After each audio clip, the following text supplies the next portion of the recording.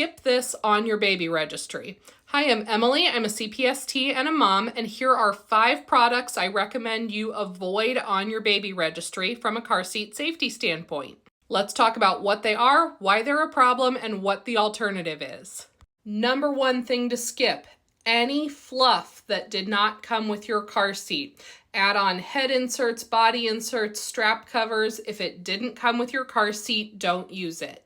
Every single car seat manufacturer prohibits using additional parts or inserts that did not come with the car seat. They have not been crash tested with the car seat. In fact, there are no crash test standards for these add-on inserts to meet.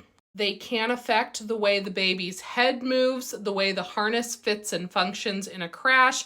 Adding padding is just bad news. What's the alternative? Buy a car seat that comes with the pads you're looking for to begin with. The pads that came with your seat have been crash tested with it. They have met some federal standards and they are safe to use following the manual's instructions.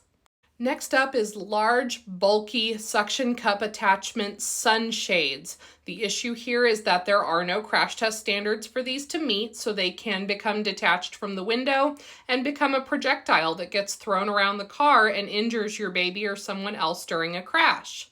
The alternative is to use a window cling style sunshade instead. Next up is car seat cameras. There are 2 big risks with these. Number 1 is distracted driving. These really take caregivers' eyes off the road, and that's a danger to everyone. The other big risk is projectiles. There are no crash test standards for these to meet, so they can become a dangerous projectile during a crash. The alternatives here, the best way to know that your baby is just fine back there is to have their car seat checked by a CPST. When you know their seat is installed and your baby is harnessed correctly, you can be confident that they are okay back there. If you absolutely must be able to see your child while you're driving, maybe for a medical condition, consider a lightweight, flexible, soft-sided small mirror that attaches both vertically and horizontally around the headrest. Remember though, there still are no crash test standards for these. They can still become a projectile, but you're going to have to make a decision on what you're comfortable with. Next up is seat protectors. These are actually prohibited by several car seat manufacturers, and some manufacturers only allow their own brand of mat. The issue with using a seat protector mat, 1, it can make it difficult to get a tight install, or it may even disguise a loose install if it's a particularly thick or grippy material, and it can trap moisture and crumbs and lead to mold growth. The alternative is to uninstall your car seat, vacuum out or wipe out the crumbs, and just let your vehicle seat breathe every so often.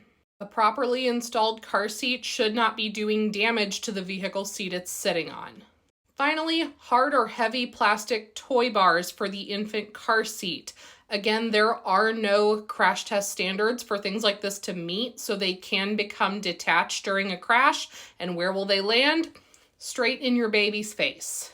So the alternatives here: only use these outside the car, remove them once you get in the vehicle, and trade them out for a soft, lightweight, flexible toy that is not going to hurt if it's thrown into your baby's face during a crash. Don't attach them to the handle, but definitely remove anything that is on the handle before you start your car. I know that was a long video. Thanks for sticking around. Please remember that just because they make a product and market it toward car seats doesn't always mean that it's a good idea. Do some homework so that you can make some wise choices in what you're using with your car seat. Remember that your car seat arrives out of the box safe to use as is. No other products are necessary. I hope that helps somebody out today. Got questions?